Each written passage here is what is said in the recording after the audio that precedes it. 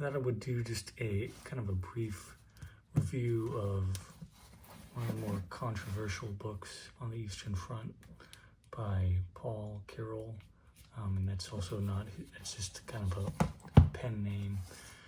You can look him up if you want more information on him. He was in, I believe, the Allgemeine SS in the war, and he was the chief spokesman for Ribbentrop. So he does have a slant, for sure. There's very little information on the Einsatzgruppen or anything like that. I think there's only about maybe one brief mention of anything about that subject in the whole book. But this is from right at the start of Barbarossa to the capitulation at Stalingrad. So one thing that's kind of nice about this book is it gets right into the battle. There is no background information on the attack. So, I mean, there's plenty of other books that go into that. It's kind of monotonous to read another book and have the first 100 pages or whatnot be on the planning of Barbarossa. So I do kind of like that. So this is definitely not the book if you want the background on why the attack was launched or the planning or anything like that. Now, there's much better books on that side of the battle. This book, it's definitely dated. It's from about 1964, and of course, there's hardly any Russian sources cited. It's nearly all from the German perspective. But there is some interesting sources he utilizes, and there's certain focus on certain battles that you don't find much information on in English. For example, Operation Platinum Fox.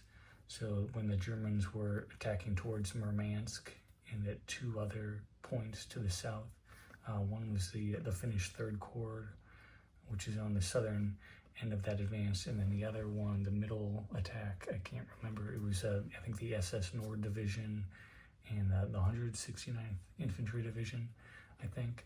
And that attack by SS Nord was a debacle. It doesn't actually talk much about the SS Nord in here.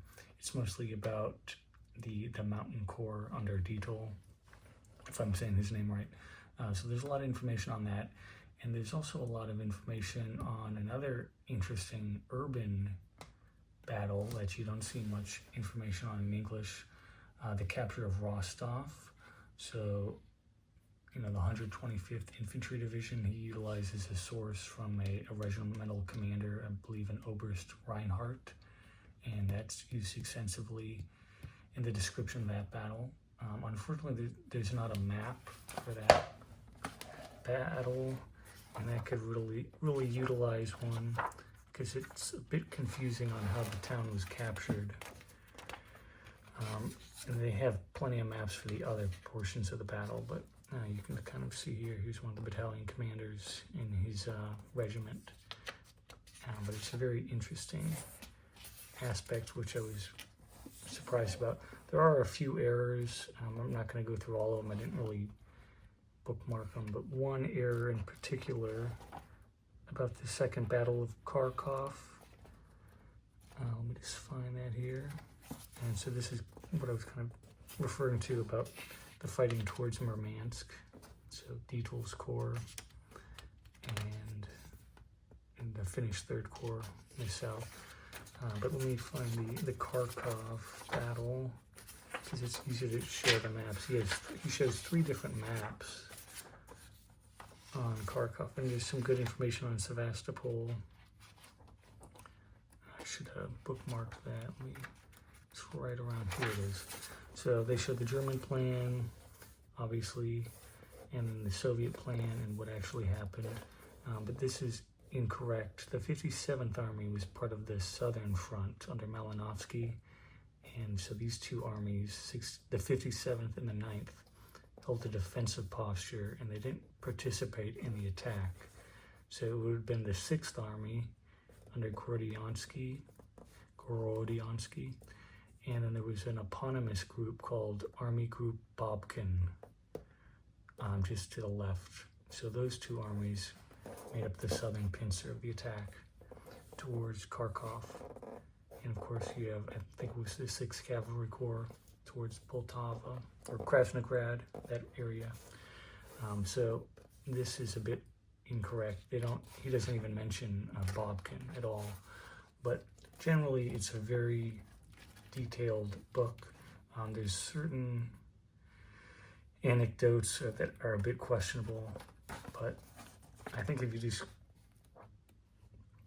read it, just keep an open mind, and it's okay to doubt certain aspects of the book, but just be aware that there is a slant and there's a few errors here and there because there was very little access to Soviet documents at this time.